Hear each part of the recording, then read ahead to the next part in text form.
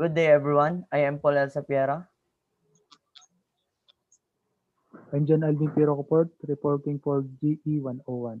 And we're gonna report the topic setting goal to success.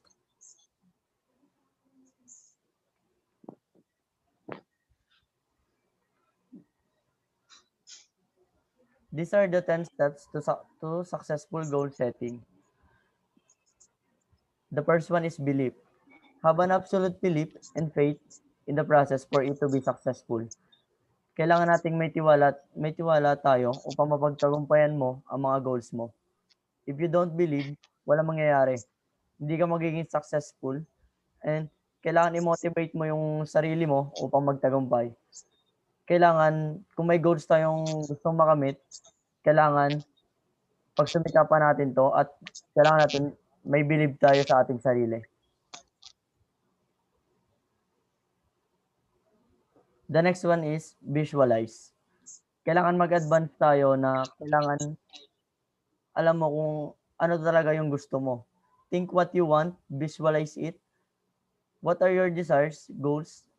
Make a vision or an image of it. For example, is ang goal mo ay makapagtapos ka ng college and magka ka. For you to commit it, you should visualize the different things that you will need in order you to be successful. Kailangan, kung may gusto tayo, pagplanuhan natin to, bigyan natin ng tuon, tignan natin yung mga bagay-bagay na makakatulong sa atin upang mapagtagumpayan to. Then, the next one is, get it down. Writing down your goals is key to success. Okay, may paniniwala ka na kaya mo mag-success at na-visualize mo na ngayon ang mga bagay-bagay na kailangan. Ngayon naman ay kailangan mong i-write down yung mga goals mo. Ito ang paraan upang wala kang malimutan at makaligtaan. Failure to write down your goals often means nothing and nothing can help you to become a successful one. Kailangan matuto tayong mag-write down kahit yung simpleng bagay. Halimbawa, goals mo ngayon, jot down mo. Kinabukasan yung goals mo para wala tayong makaligtaan. Kailangan bawat ginagawa natin, bawat goals na gusto natin, i-jot down natin araw-araw. The next one is your purpose. Why did you want to achieve your goal? What will you do to make it happen? Ano ba talaga ang dahilan kung bakit mo ginagawa ito? Anong kwenta ng goals mo? Ano ba talaga ang gusto mo? Ano ba yung mga motivation mo? Kailangan may dahilan tayo kasi isa ito sa magiging motivation natin upang ipagpatuloy ang ginagawa natin kahit sa kabila ng mga problema. Kailangan yung purpose natin, yung in advance magagamit natin o sadyang makakatulong para sa atin. The next one is commit. Write a few pages about why and how you are committing to each goal. Why is it important to you? What will you do to make it happen?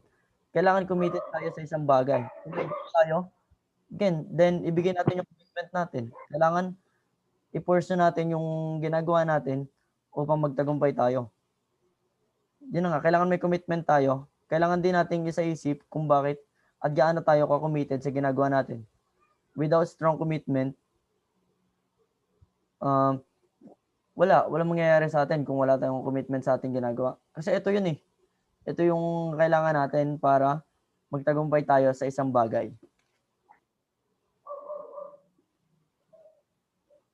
Stay focused. Focus on your goals no matter what happens. Kailangan focus ka lang sa mismong goal mo dahil hindi mo agad malalaman kung maabot yung goal mo. Kailangan isabuhay mo ito araw-araw at ito'y magiging madali kapag mismong nagamay mo na. Mas mabuti kung meron kang listahan ng mga goals mo sa buhay para malaman mo kung ano pa yung kailangan mong gawin o i-improve sa sarili mo. Next, plan of action. What are your plans for you to achieve your goals? Without plans, nothing. Kailangan malinaw sa iyo yung kung ano talaga yung gusto mo. No, yung magiging purpose nito sa iyo. Para mas makapagpunod mong hakbang para matupad mo mismo yung goals mo sa buhay. Kasi kapag hindi mo alam yung susunod mong hakbang, parang malilihis ka lang ng landas, gano'n. The next, no time take the present.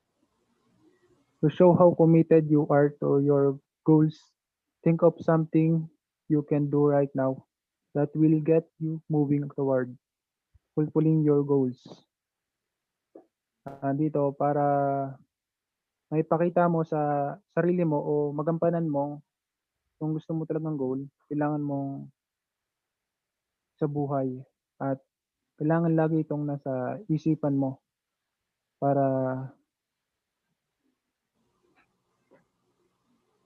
mapagtagumpayan mo ang ninanais mo. Yun, next. Accountability. To push through when things get through, you have to hold yourself accountable unless you bring it outside help, like a coach who provides it for you. Kailangan magpursige ka kahit mahirap para masolusyon mo yung problema. O kaya naman, may taong nagsasabi sa'yo ng paraan para matulungan ka o kaibigan o coach na mag-guide sa'yo. At kailangan sabihin mo rin to sa iyong kaibigan o kaya sa inyong pamilya. I-open mo to sa kanila para pag nalaman nila, meron silang sagot na masasabi sa'yo na kailangan mo. Kailangan mong yung tamang sagot na yan. And the next, review. Make it part of your day to review your goals and take action. Kailangan isipin mo mabuti lahat ng goals mo at gumawa ng hakbang para mapagtagumpayan ito at lagi itong nasa iyong isipan at tutulungan ka nitong para maging aware ka sa mangyayari kung magtatagumpay ko ba o hindi. Kung hindi naman, meron kang magagawang solusyon para umayon sa iyo yung gusto mong makamit. Yan. Thank you. Dream enormously big. Lahat naman tayo may mga goals sa buhay. Kailangan lang natin itong pagsumikapan at gawin ng tama. Gawin yung mga plans natin para makamit natin to. Yan lang. Thank you.